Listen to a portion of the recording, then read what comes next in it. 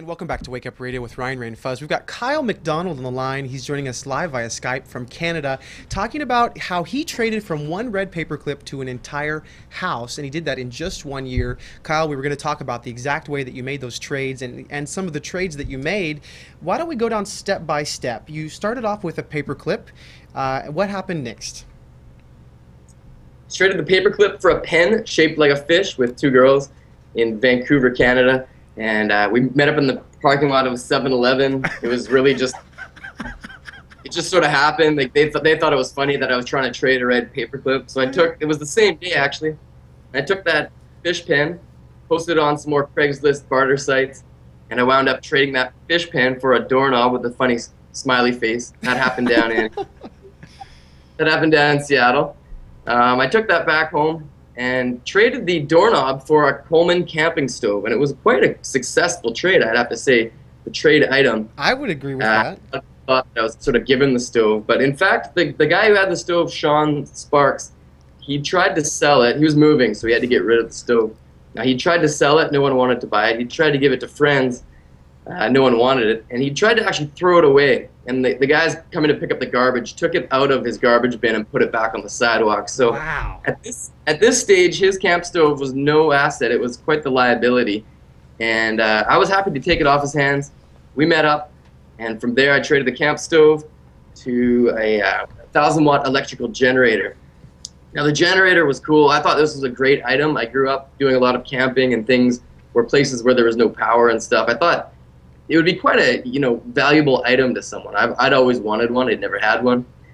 It turned out that since most people are using computers to access the internet, most people aren't suffering from a blackout. So there was very few people who generated. Right. While the first trade sort of happened every 5 days, a week later, they were happening quite quickly.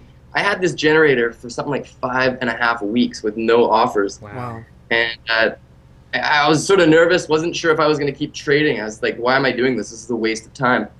And my girlfriend said, either give up on this and do something else, or give it your best shot, know that you gave it your best shot. My best shot was to create a website called oneredpaperclip.com. So this went in addition just to Craigslist postings and things like that. I took a picture of each trade item I'd made it, put it across the top of the website, had a little story when you clicked on the picture of the people I traded with to show I was actually doing this. And it said, my name's Kyle MacDonald. I'm trying to trade from a red paperclip to a house. Please contact me if you'd like to make a trade. Here's my current item. Here's my phone number. Here's my email right on the front. And I was getting like 20 or 30 people a day to the website through my various Craigslist postings and stuff like that. And I sent out the one red paperclip domain to a few different friends and websites. And that morning, the phone rang, and it was a national news program in Canada. They wanted to interview me about the red paperclip project. And it was kind of surprising because I was just doing this sort of very low pro, and they'd heard about it on boingboing.net, which was a huge website, still is, and it went all over the place. That day I had over 100,000 hits to the website, different people, tons of emails, tons of offers. It was quite thrilling actually, because I thought this idea of trading things was neat, but it turned out a lot of people seemed to like it. So from that point, I couldn't really go back. I clearly said I was trying to trade to a house, and I sat there and said, I'm going to do whatever it takes to try and trade up to a house. It'll be fun. It'll be a challenge. And people seem to like it, so I'll keep going with it. And I ended up trading the generator, like I said before, it got confiscated in New York. We checked it into a hotel in the storage room. Someone on the 5th floor at 5 in the morning had smelled a gas leak. They'd called the front desk. Front desk had called the fire department. Fire department, being that it was in Lower Manhattan, had called in like a bomb squad type team, and they'd confiscated my generator. My name was written all over it, and I was kind of confused that why they would go through all the fuss of taking this generator out of the hotel without just letting me know or giving me a ticket. And it ended up having to go knock on doors, fire station doors in New York City to try and track the thing down. After about 5 hours, I eventually tracked it down, and the firefighters gave us Tootsie Pops and showed us their Dalmatian dog. So everything was not lost. And I took the generator, traded it for an instant party, which was a beer keg, an IOU to fill the keg, and a neon Budweiser sign. That was quite easy to trade. I swapped it right at the beginning of winter for a snowmobile. Kyle, I traded the snowmobile. Kyle, the snowmobile was kind of funny. No, Sorry? all of your trades. What I really find interesting about this is that the trades themselves, they may seem unbalanced, but the truth is like you had said before, most of the people that were trading something, they didn't really need the item, or for whatever reason found the item that most would have perceived to be of lesser value to be of greater value. I mean, is that pretty much the way it went the whole way? Yeah, there's the saying, one person's trash is another person's treasure. Yeah. And a lot of people have a lot of trash, or what they consider trash, things that are defunct, no value to them, not being used. The kind of thing they would actually sell in a garage sale if they ever got around to having a garage sale.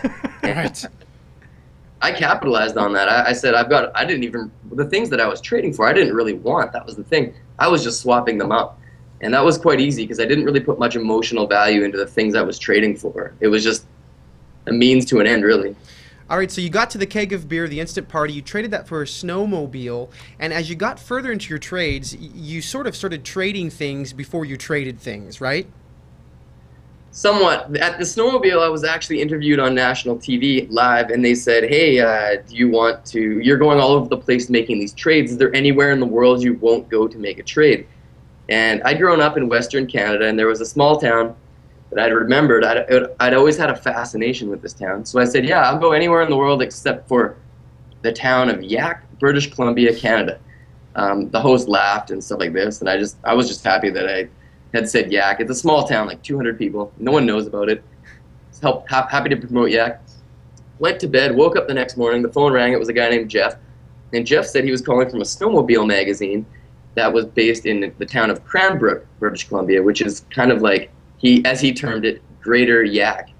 And what he wanted to do was offer me up a trip for two to Yak for the snowmobile, his snowmobile magazine.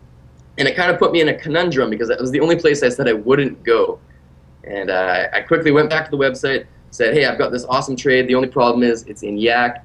And I blatantly just went out and said that the host of the television program had hypnotized me to say that I wouldn't go to Yak. I would like to go there, but instead I was on record to say that I wouldn't go to Yak. So I can't go back on Yak and flip around that. I would lose all my credibility. So you ended up with the trip for two to Yak for a snowmobile, and it goes on and on from there. We're going to get the last few trades from you in just a moment when we come back.